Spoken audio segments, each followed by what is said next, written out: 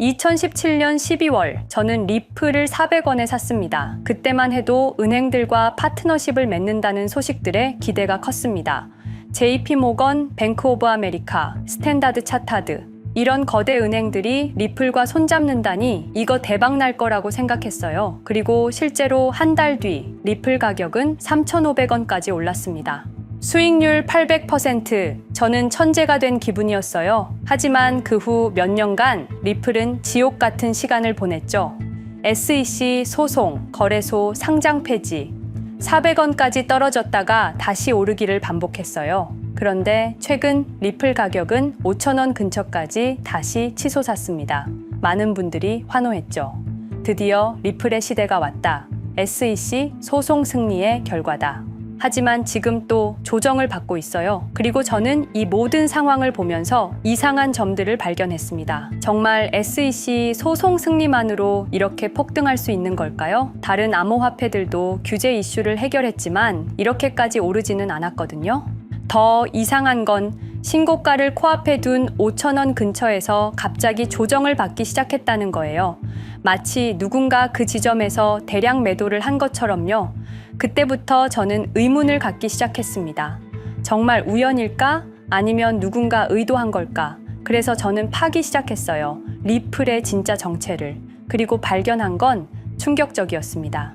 여러분이 알고 있는 리플은 사실 리플이 아니었어요. 리플은 처음부터 끝까지 하나의 거대한 실험이었습니다. 누구의 실험이냐고요? 2004년 페이팔을 15억 달러에 매각하고 각자 테슬라, 링크드인, 펠런티어를 만든 그들의 실험이었어요. 그들은 비트코인이 성공할 걸 알고 있었습니다. 하지만 동시에 한계도 알고 있었죠. 비트코인은 기존 금융 시스템을 완전히 무너뜨리려 했어요. 그런데 그들은 다른 방법을 택했습니다. 기존 시스템 안에서 자신들이 새로운 중심이 되는 것. 그래서 리플을 만든 거예요. 은행 친화적 암호화폐라는 이름으로. 그리고 우리는 여기에 속았습니다. 오늘 이 영상에서는 제가 3년 동안 파헤친 리플의 진실을 모두 공개하겠습니다. 여러분, 리플이 과연 어디까지 오를 수 있을지 궁금하시죠? 오늘 제가 정말 충격적인 이야기를 해보겠습니다.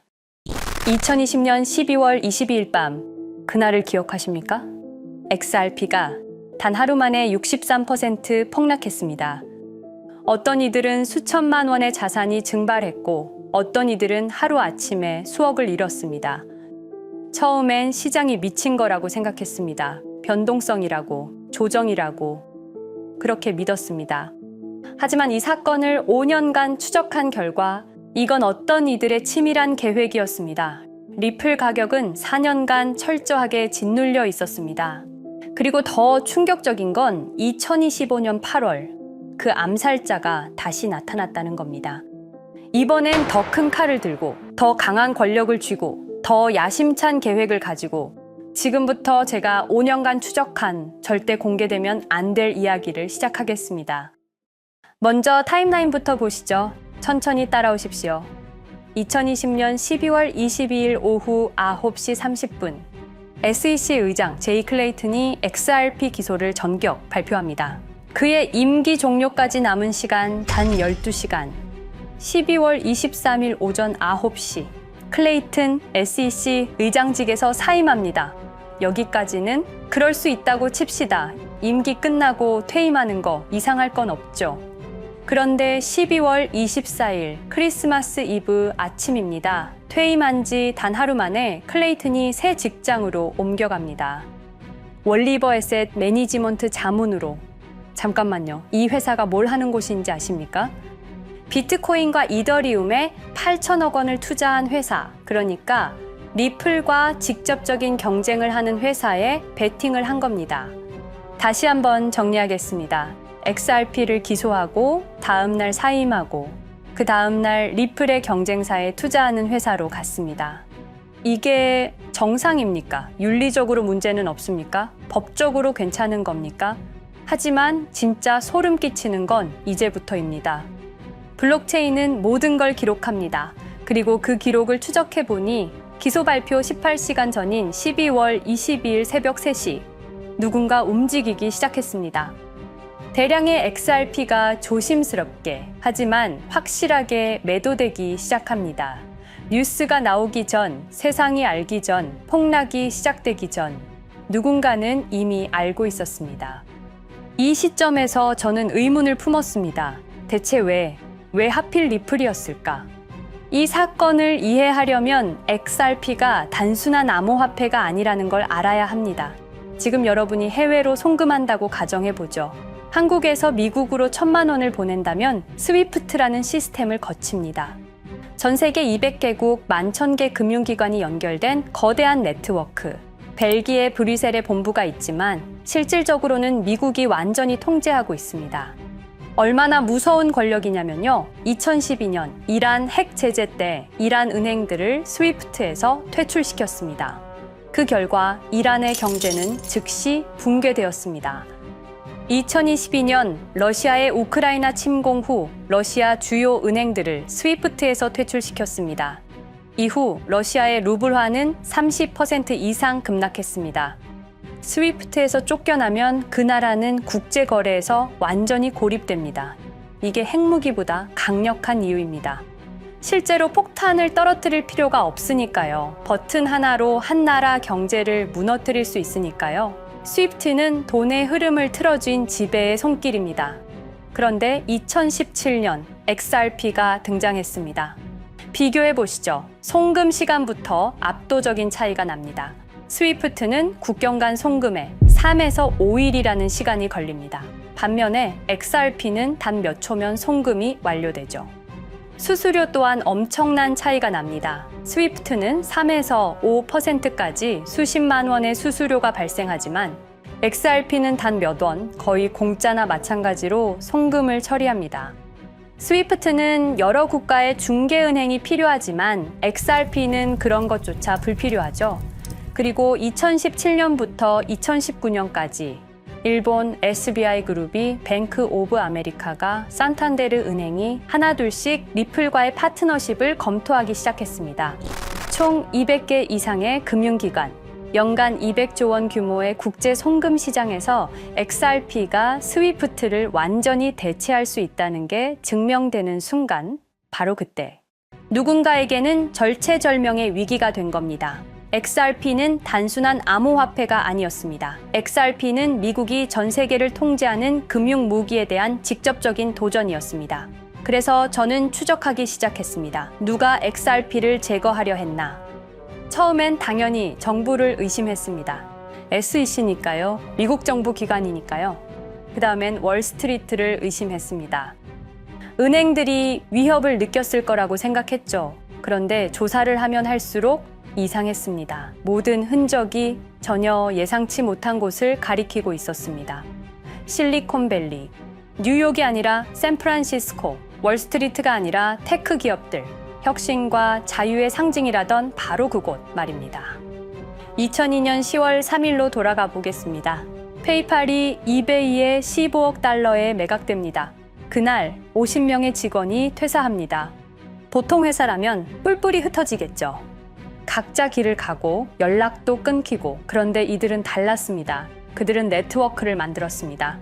서로의 회사에 투자하고 서로를 임원으로 영입하고 서로의 성공을 발판 삼아 더 크게 성장하고 20년이 지난 지금 그들이 창업하거나 투자한 기업들의 시가총액을 합치면 우리나라의 GDP보다 큽니다.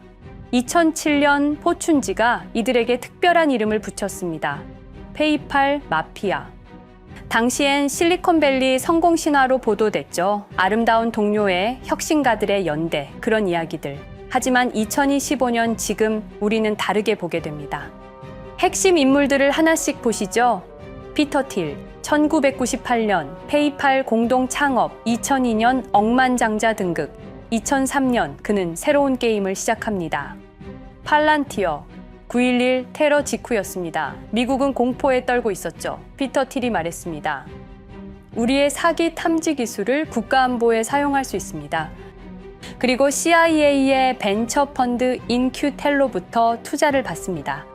20년 후 지금 FBI의 핵심 시스템도, CIA의 데이터 분석 시스템도, 국방부의 작전 시스템도, 국토안보부의 전산망까지도 미국 정부의 모든 데이터는 피터 틸의 회사를 거칩니다. 하지만 피터 틸의 진짜 권력은 정치에서 나옵니다. 2022년 J.D. 벤스라는 젊은 오하이오 출신 정치 신인이 상원 의원 선거에 출마합니다. 우리에게는 러스트 벨트의 가난한 백인 집안 출신으로 알려져 있고 힐빌리의 노래의 저자로 유명세를 타기 시작했습니다. 피터 틸이 움직입니다. 1,500만 달러, 우리 돈으로 약 200억 원을 이 젊은이에게 쏟아붓습니다. 벤스 당선. 2024년 7월 플로리다 마러라고 피터 틸이 트럼프를 찾아갑니다. 대화의 내용은 단 하나. 제가 추천하고 싶은 부통령 후보가 있습니다. 2025년 1월 20일 J.D. 벤스 미국 48대 부통령 취임. 페이팔 마피아가 백악관에 발을 들여놓은 역사적 순간입니다. 그리고 벤스뿐만이 아니었습니다. 일론 머스크, 여러분이 잘 아시는 그 일론 머스크 말입니다. 테슬라, 스페이스X의 CEO, 2024년 대선에 4,300억 원을 기부합니다. 트럼프 최대 후원자, 그리고 트럼프 2기 행정부에서 정부 효율부 DOJ 수장으로 임명됩니다. 연방정부 전체의 예산을 삭감할 권한, 그의 시장 조작 능력은 이미 증명됐죠. 2021년 5월 트윗 한 줄로 비트코인을 폭락시킨 후 뒤로는 더 싸게 매집했습니다. 데이비드 sak스, 백악관 AI 암호화폐 차르, 모든 AI 정책과 암호화폐 정책의 최종 결정권자 페이팔의 전 COO, 미국의 암호화폐 정책 최종 결정권을 페이팔 마피아가 쥔 겁니다. 그리고 한 명 더, 여러분이 잘 모르는 이름이지만 아주 중요한 인물입니다. 제드 맥켈럽, XRP 공동 창업자, 2013년 리플을 나옵니다. 그리고 스텔라루멘이라는 경쟁 코인을 출시합니다. 그가 가진 XRP는 90억 개, 2022년까지 전부 매도합니다. 무려 4조 2천억 원이라는 천문학적인 수익을 기록했습니다. 그런데 기묘한 일이 벌어집니다. 2025년 6월 페이팔의 스테이블 코인 페이팔 USD가 스텔라루멘 체인으로 확장을 발표합니다. 리플의 배신자가 만든 플랫폼으로. 우연일까요? 그리고 저는 결정적 증거를 찾았습니다. 2025년 초 내부 고발자가 나타납니다. 월리버 에셋 매니지먼트. 기억하시죠? 제이 클레이튼이 XRP 기소 다음 날 합류한 바로 그 회사. 그 회사의 내부 문서가 유출됩니다. 공개된 투자 내역은 이랬습니다. 비트코인에 우리 돈 5천억 원, 이더리움에는 3천억 원이 투자금 명목으로 지출되었습니다. 이 돈들이 향한 곳은 모두 리플의 경쟁사들이었습니다. 그리고 충격적인 숨겨진 투자 내역. 스텔라루멘에는 700억 원을, 팔란티어의 주식에 1조 6천억 원, 금액이 비공개된 투자금은 페이팔의 페이팔 USD로 향했습니다. 잠깐, 스텔라루멘, 제드 맥켈럽의 코인, 팔란티어, 피터 틸의 회사, 페이팔 USD, 페이팔의 스테이블 코인. 제이 클레이튼이 SEC를 나오자마자 들어갔던 월리버 에셋 매니지먼트를 통해서 팔란티어, 스텔라루멘, 페이팔로 흘러 들어간 것입니다. 모든 것이 연결됩니다. 모든 것이 한 곳을 가리킵니다. 이건 우연이 아닙니다. 리플과 SEC의 소송전은 거대한 연극이었던 것입니다. 모든 게 페이팔 마피아들의 계획이었던 겁니다. 이제 전체 그림이 보입니다. 페이팔 마피아의 리플 제거 작전, 이제 전부 재구성할 수 있습니다. 제드 맥켈럽이 XRP 공동 창업자로 참여하여 핵심 기술을 습득. 2013년 의도적으로 갈등을 벌인 후 퇴사. 그것도 90억 개의 XRP를 보유한 채로 말이죠. 시한폭탄을 설치한 겁니다. 피터 틸의 팔란티어, 2003년 CIA의 인큐텔 펀드 투자로 창업. 2020년까지 FBI, CIA, 국방부의 핵심 시스템을 장악하게 됩니다. 미국 정부 전체를 들여다볼 수 있게 된 겁니다. 2018년 6월, 우리 모두가 아는 바로 그 SEC 기업금융국장 윌리엄 힌먼의 발언. 이더리움은 증권이 아니다. 의도적으로 리플의 가격만 억누르려던 치밀한 계획이었습니다. 제이 클레이튼 임기 12시간을 남기고 리플을 기소. 사임 이후에는 곧바로 리플의 경쟁사에 투자를 하는 회사의 자문으로 합류. 그야말로 치명타를 먹인 셈이죠. 2023년 8월 페이팔은 페이팔 USD라는 스테이블 코인을 출시합니다. 그리고 2025년 6월에는 스텔라룸앤 메인넷으로의 확장을 발표했습니다. 제드 맥켈럽은 XRP를 매도한 자금으로 스텔라룸앤을 개발하게 됐죠. XRP를 대체할 완벽한 준비를 한 겁니다. 트럼프 2기 행정부 출범으로 페이팔 마피아들의 계획이 완성 단계에 접어듭니다. JD 벤스는 부통령으로, 일론 머스크는 정부 효율부 수장으로, 데이비드 sak스는 AI 암호화폐 총책임자로, 피터 틸은 트럼프 인수위의 공동의장 자리에 오릅니다. 페이스북의 모회사인 메타의 로비 비용을 보면 확실히 알 수 있습니다. 2024년 로비 비용으로 역대 최고 금액인 약 2,400억 달러를 지출했습니다. 로비스트 수도 2016년에는 31명에 불과했지만 2024년에는 의원 8명당 1명 꼴인 65명으로 늘어났죠.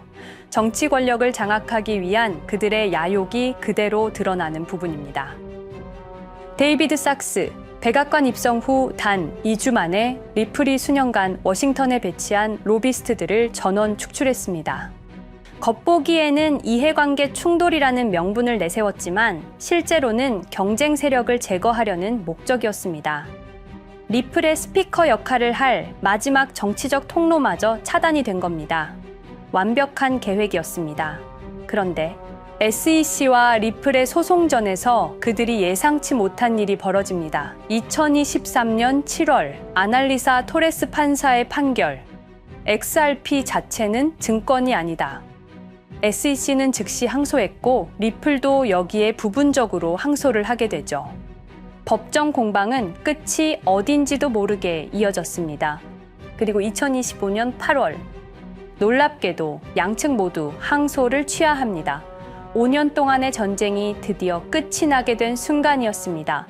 리플은 승리했습니다. XRP 가격은 무려 5,000원에 근접하게 상승했고 수많은 자산 운용사들의 XRP ETF 신청 물결이 이어졌습니다. 그리고 리플은 히든로드를 12억 5천만 달러의 인수, 리플 프라임이라는 이름으로 새롭게 출범시켰습니다. 스테이블 코인 리플 USD는 출시 1년 만에 시가총액 10억 달러를 돌파하는 기염을 토합니다. 현재 리플의 기업 가치는 400억 달러 이상으로 평가받고 있습니다. XRP는 죽지 않았습니다. 5년 동안 억눌렸던 것이 폭발적으로 성장하기 시작합니다. 투자자들이 돌아오고 은행들이 재접촉하고 파트너십들이 재개되고 우리가 이긴 건가? 정의가 승리한 건가?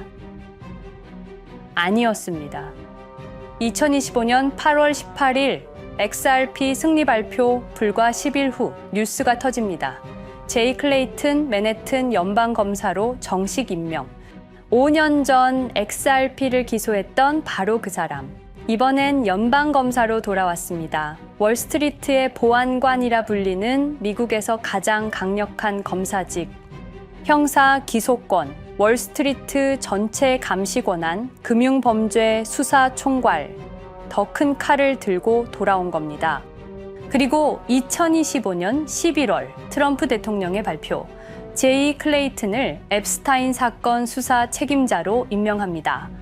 잠깐, 왜 하필 클레이튼일까요? 왜 XRP 소송이 끝나자마자일까요? 왜 지금일까요? 그리고 그는 다음엔 누구를 조준할까요? 리플은 부활했습니다. 하지만 페이팔 마피아는 멈추지 않았습니다. 2025년 상반기, 이상한 패턴들이 포착되기 시작합니다. 일론 머스크의 행동이 변합니다. xAI에 추가 투자가 급증했고 테슬라 AI 개발에 급가속을 하기 시작했습니다. 그리고 이상하게도 특정 AI 기술에 대한 공격적 언급이 증가했습니다. 일론 머스크답지 않았습니다.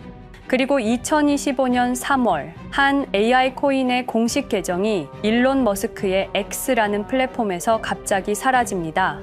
노출 제한을 당했고 광고 계정들도 정지가 됐습니다. 특정 코인에 관련한 영상들이 전부 삭제되었습니다. 왜일까요? 이 코인에는 특징이 있습니다. 진짜 AGI 구현 가능한 탈중앙화, AI 네트워크로 평가받고 있는데 초당 수십억 단위의 연산 처리가 가능한 정도입니다. 수백만 개의 노드가 연결된 분산 뉴럴 네트워크, 이건 테슬라도 구현하지 못했습니다. 메타도 구현하지 못했습니다. 중앙화 시스템인 오픈 AI가 꿈도 꿀 수 없는 것입니다. 이 코인만이 유일하게 성공했습니다. 그런데 시가총액은 테슬라의 500분의 1 수준에 머물고 있습니다. 질문 드리겠습니다. 이렇게 혁신적인 기술인데 왜 플랫폼에서 차단을 당하고 검색조차 되지 않으며 알고리즘에서 철저하게 배제당하고 가격은 또 왜 이렇게 낮은 걸까요? 답은 하나입니다. 그들이 지금 사고 있기 때문입니다. XRP 때와 똑같은 패턴입니다. 역사는 반복되고 있습니다. 그리고 지금도 머스크와 페이팔 마피아의 자금이 이 코인으로 조용히 흘러 들어가고 있습니다. 가격이 낮은 건 무가치해서가 아닙니다. 리플이 그랬던 것처럼 그들이 움직이고 있기 때문입니다. 저는 이 AI 코인의 정체를 여기 유튜브에서 공개하려 했습니다. 하지만 치명적인 문제가 있습니다. 유튜브, 2005년 페이팔에서 나온 3명의 남자가 만들었습니다. 체드 헐리, 스티브 첸, 자베드 카림. 여러분이 지금 보고 계시는 이 유튜브라는 플랫폼조차도 모두 페이팔 마피아 출신의 감시망 안에 있습니다. 그리고 X는 일론 머스크가 소유하고 있습니다. 페이스북은 피터 틸의 첫 외부 투자로 시작했습니다. 그들은 플랫폼을 소유하고 있습니다. 백악관도, SEC도, FBI, CIA 계약도, 주요 SNS 플랫폼도 모두 그들 손안에 있습니다.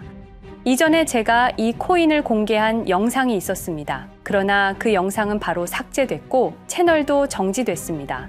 가이드라인 위반은 전혀 없었습니다. 그냥 사라졌습니다. 불편한 진실이 다뤄질 때마다 이런 일이 반복됐습니다. 하지만 한 가지는 분명합니다. 5년 전 XRP 투자자들은 속수무책이었습니다. 그런데 그들은 포기하지 않고 5년을 버텼습니다. XRP는 부활했고 포기하지 않는 사람들은 큰 수익을 얻었습니다. 그들은 우리가 잊었다고 생각합니다. 그들은 우리가 용서했다고 생각합니다. 그들은 우리가 포기했다고 생각합니다. 역사를 기억하는 자가 역사를 만듭니다. 자, 이제 질문하겠습니다. 역사는 지금 이 순간에도 반복되고 있습니다. 똑같은 패턴으로, 똑같은 방법으로 또다시 당할 수만은 없습니다. 그들에게 리플이 당했던 것과 똑같은 패턴으로 가격이 짓눌리고 있는 이 코인은 리플이 그랬던 것처럼 결국 모든 걸 이겨내고 상승할 수밖에 없을 것입니다. 그들의 계획을 미리 예측해서 우리가 조금이라도 더 빨리 움직인다면 우리는 도지코인, 시바이누를 초기에 매수했던 사람들처럼 상상할 수도 없는 수익을 올릴 수 있을지도 모릅니다. 저는 오늘 이 코인을 여러분께 공개하겠습니다. 단, 유튜브의 스크립트, 작성 기능 때문에 직접적으로 언급할 수는 없습니다. 영상 설명란과 고정 댓글에 있는 링크를 통해 간단한 양식을 작성해 주시는 모든 분들께 이 코인을 알려드리도록 하겠습니다. 선택은 여러분의 몫입니다. 아무것도 하지 않으면 아무 일도 일어나지 않습니다. 행동하십시오. 그러면 여러분의 인생은 바뀌게 될 겁니다. 긴 영상 시청해주셔서 감사드리고 궁금하신 점은 댓글을 통해 말씀 주시면 제가 성심성의껏 답변해 드리도록 하겠습니다. 감사합니다.